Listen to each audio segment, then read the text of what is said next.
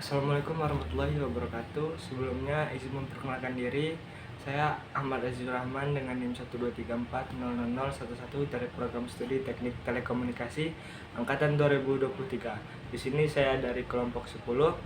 Saya akan menjelaskan tentang materi kemarin, yakni tentang materi kepemimpinan dan persepsi diri.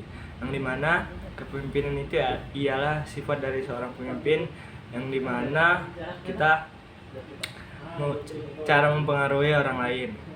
Yang selanjutnya untuk leadership function, yaitu poin pertama ada memberikan instruksi, konsultatif, partisipasi, yaitu dimana pemimpin turun secara langsung.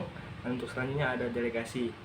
Untuk prinsip kepemimpinan dibagi beberapa macam. Yang pertama ada inklusif, yaitu sifat melibatkan orang lain.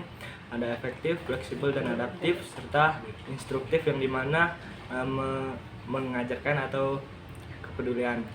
Selanjutnya ada leadership dan manajemen. Untuk selanjutnya itu ada leadership dan manajemen. Yang pertama ada kepemimpinan, yaitu memberikan arahan. Untuk manajemennya itu terkait perencanaan dan anggaran. Yang kedua ada menghadiri motivasi. Untuk manajemennya ialah menghadirkan kontrol dan problem solver. Selanjutnya adalah kelompok formal dan informal. Untuk manajemennya itulah kelompok formal dan organisasi. Selanjutnya ada seseorang pemimpin mendapatkan otoritasnya dari pengikut. Untuk manajemennya ialah mendapatkan otoritas dari posisinya dalam organisasi tersebut. Selanjutnya ada lebih didasarkan pada komunikasi verbal. Untuk manajemennya sendiri ialah lebih didasarkan pada komunikasi tertulis. Untuk selanjutnya ada leadership, yaitu kepemimpinan berasal dari pengaruh sosial, bukan otoritas dari kekuasaannya. Itu untuk ciri-cirinya ada kepribadian, atribut, atau bahkan gelar. Kepemimpinan perlu berjalan dengan tujuan, bukan tanpa hasil yang diinginkan. Proses atau kemampuan untuk mempengaruhi anggotanya. Selanjutnya ada self leadership, yaitu di mana proses mengenal diri sendiri untuk memberikan dampak terhadap diri sendiri dalam mencapai tujuan. Ini tentang pengarahan diri, manajemen diri, serta planning, self control, dan monitoring.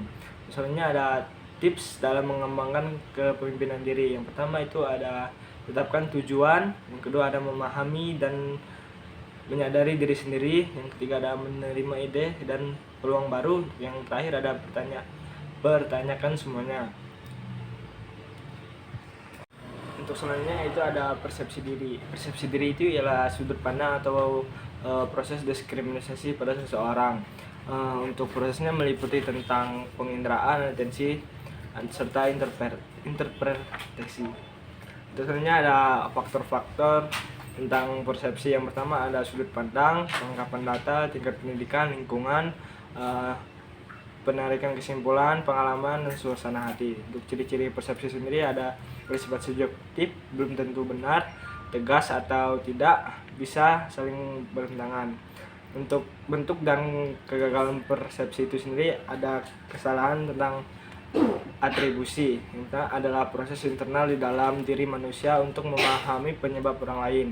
Yang kedua ada efek halo, membentuk kesan atau pesan menyeluruh tentang seseorang. Selanjutnya ada stereotip, yaitu adalah kategori atau suatu kelompok secara seimbang dengan mengakibatkan perbedaan individual. Selanjutnya ada prasangka. Prasangka adalah konsekuensi dari stereotip sendiri dan lebih teramati dari stereotip. Selanjutnya ada gegar budaya, yang dimana adalah benturan persepsi yang mengakibatkan penggunaan persepsi berdasarkan nilai-nilai budaya yang dipelajari di lingkungan yang baru. Baik, di sini saya akan menjelaskan tentang semisal saya menjadi KM pada suatu hari nanti. Di sini saya akan menciptakan tentang kepemimpinan partisipatif, yang dimana kepemimpinan ini ialah melibatkan semua anggota dalam proses pengambilan keputusan.